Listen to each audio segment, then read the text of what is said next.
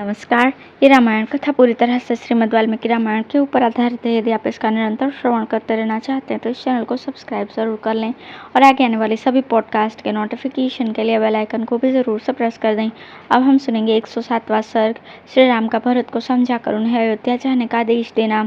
जब भरत पुनः इस प्रकार प्रार्थना करने लगे तब कुटुंबीजनों के बीच में सत्कारपूर्वक बैठे हुए लक्ष्मण के ज्येष्ठ भ्राता श्रीमान रामचंद्र जी ने उन्हें इस प्रकार उत्तर दिया। भरत, तुम नृपश्रेष्ठ महाराज दशरथ के द्वारा कैकेयी राजकन्या माता कैकेयी के गर्भ से उत्पन्न हुए हो, अतः तुमने जो ऐसे उत्तम वचन कहे हैं वे सर्वथा तुम्हारे योग्य हैं। भ्राता, आज से बहुत पहले की बात है। पिताश्री का जब तुम्हारी माता जी के साथ विवाह हुआ था तभी उन्होंने तुम्हारे नाना से कैकेयी के पुत्र को राज्य देने की उत्तम शर्त कर ली थी। इसके पश्चात देवासुर संग्राम में तुम्हारी माता ने प्रभावशाली महाराज की बड़ी सेवा की। इससे संतुष्ट होकर राजा ने उन्हें वरदान दिया। उसी की पूर्ति के लिए प्रतिज्ञा कराकर तुम्हारी श्रेष्ठ वर्ण वाली यशस्विनी माता ने उन नरश्रेष्ठ पिताश्री से 2 वर मांगे।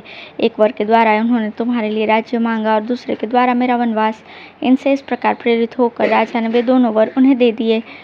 इस प्रकार उन पिताश्री ने वरदान के रूप में मुझे 14 वर्षों तक वनवास की आज्ञा दी है। यही कारण है कि मैं सीता और लक्ष्मण के साथ इस निर्जन वन में चला आया हूँ। यहाँ मेरा कोई प्रतिद्वंदी नहीं है। मैं यहाँ पिताश्री के सत्य की रक्षा में स्थित रहूँगा। तुम भी उनकी आज्ञा मानकर शीघ्र ही राज्य पद पर अपना अभिषेक करा लो और पिता को सत्यवादी बनाओ। यही तुम्हारे लिए उचित है। भरत, तुम मेरे लिए पूज्य पिता राजा दशरथ को कैकेयी के ऋण से मुक्त करो, उन्हें नरक में गिरने से बचाओ और माता का भी आनंद बढ़ाओ। सुना जाता है कि बुद्धिमान यशस्वी राजा गए न गए देश में ही यज्ञ करते हुए पितरों के प्रति एक कहावत कही थी, पुत्र पुत नामक नरक से पिता का उद्धार करता है, इसलिए वो पुत्र कहा गया है। वही पुत्र है जो पितरों की सब ओर से रक्षा करता है। बहुत से गुणवान और बहुश्रुत पुत्रों की इच्छा करनी चाहिए। संभव है कि प्राप्त हुए उन पुत्रों में से कोई एक भी गया की यात्रा करे। इस प्रकार सभी राजर्षियों ने पितरों के उद्धार का निश्चय किया है। अतः तुम भी अपने पिता का नरक से उद्धार करो। भरत, तुम शत्रुघ्न तथा समस्त ब्राह्मणों को साथ लेकर अयोध्या को लौट जाओ और प्रजा को सुख दो। अब मैं भी लक्ष्मण और सीता के साथ शीघ्र ही दंडकारण्य में प्रवेश करूंगा। तुम स्वयं मनुष्यों के राजा बनो और मैं जंगली पशुओं का सम्राट बनूंगा। अब तुम अत्यंत हर्षपूर्वक श्रेष्ठ नगर अयोध्या को लौट जाओ और मैं भी प्रसन्नतापूर्वक दंडक वन में प्रवेश करूंगा। सूर्य की प्रभा को तिरोहित करने वाले छत्र तुम्हारे मस्तक पर शीतल छाया करे।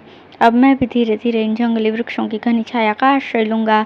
भरत, अतुलित बुद्धि वाले शत्रुघ्न तुम्हारी सहायता में रहें और सुविख्यात सुमित्रा कुमार लक्ष्मण मेरे प्रधान मित्र हैं।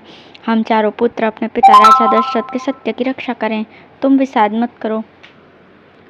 अब है जहाँ बालिका नास्तिकों के मत का अवलंबन करके श्री राम को समझाना। जब धर्मज्ञ श्री रामचंद्र जी भरत को इस प्रकार समझा बुझा रहे थे उसी समय ब्राह्मण शिरोमणि झाबाली ने उनसे ये धर्म विरुद्ध वचन कहा। रघुनंदन, आपने उचित कहा, परंतु आप श्रेष्ठ बुद्धि वाले और तपस्वी हैं, अतः आपको गंवार मनुष्य की भांति ऐसा निरर्थक विचार मन में नहीं लाना चाहिए। संसार में कौन ऐसा पुरुष किसका बंधु है और किससे किसको क्या पाना है। जीव अकेला ही जन्म लेता और अकेला ही नष्ट हो जाता है।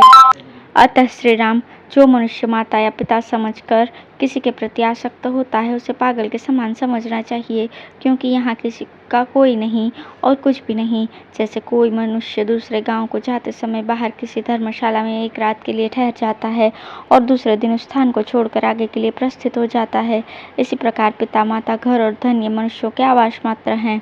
इनमें सज्जन पुरुष आसक्त नहीं होते। ककुस्थ कुलभूषण, आपको पिता का राज्य छोड़कर इस दुखमय ऊंचे नीचे तथा बहुकंटका किरण वन के कुत्सित मार्ग पर नहीं चलना चाहिए। आप समृद्धशालिनी अयोध्या में राजा के पद पर अपना अभिषेक कराइए। वो नगरी प्रोषित भर्तों का नारी की भांति एक वेणी धारण करके आपकी प्रतीक्षा करती है। जैसे देवराज इंद्र स्वर्ग में विहार करते हैं उसी प्रकार आप बहुमूल्य राजभोगों का उपभोग करते हुए अयोध्या में विहार कीजिए। राजकुमार, राजा दशरथ आपके कोई नहीं थे और आप भी उनके कोई नहीं। राजा दूसरे थे और आप भी दूसरे हैं, इसलिए मैं जो कहता हूँ वही कीजिए। पिताजी युग के जन्म में निमित्त कारण मात्र होता है।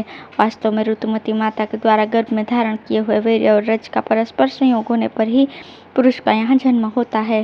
राजा को जहाँ जाना था वहाँ चले गए, यह प्राणियों के लिए स्वाभाविक स्थिति है। आप तो व्यर्थ ही मारे जाते हैं।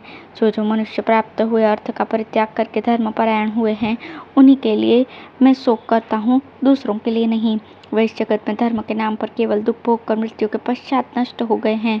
अष्टका आदि जितने श्राद्ध हैं, उनके देवता पितर हैं। श्राद्ध का दान पितरों को प्राप्त होता है, यही सोचकर लोग श्राद्ध में प्रवृत्त होते हैं। किंतु विचार करके देखिए तो इसमें अन्न का नाश ही होता है। भला मरा हुआ मनुष्य क्या खाएगा? यदि यहाँ दूसरे का खाया हुआ अन्न दूसरे के शरीर में चला जाता हो तो परदेश में जाने वालों के लिए ही श्राद्ध कर देना उचित है, उनको रास्ते के लिए भोजन देना उचित नहीं। देवताओं के लिए यज्ञ और पूजन करो, दान दो, यज्ञ की दीक्षा ग्रहण करो, तपस्या करो और घर द्वार छोड़कर सन्यासी बन जाओ, इत्यादि बातें बताने वाले ग्रंथ बुद्धिमान मनुष्यों ने दान की और लोगों की प्रवृत्ति कराने के लिए ही बनाए हैं। अतः आप अपने मन में ये निश्चय कीजिए कि इस लोक के सिवा कोई दूसरा लोक नहीं है। जो प्रत्यक्ष राज्य लाभ है उसका आश्रय लीजिए, परोक्ष को पीछे ढकेल दीजिए। सत्पुरुषों की बुद्धि जो सब लोगों के लिए राह दिखलाने वाली है, वो कारण प्रमाणभूत है। आगे करके भरत के अनुरोध से आप अयोध्या का राज्य ग्रहण कीजिए। इस प्रकार श्री वाल्मीकि निर्मित रामायण आदि काव्य का अयोध्या कांड में 108वां सर्ग पूर्ण हुआ। धन्यवाद।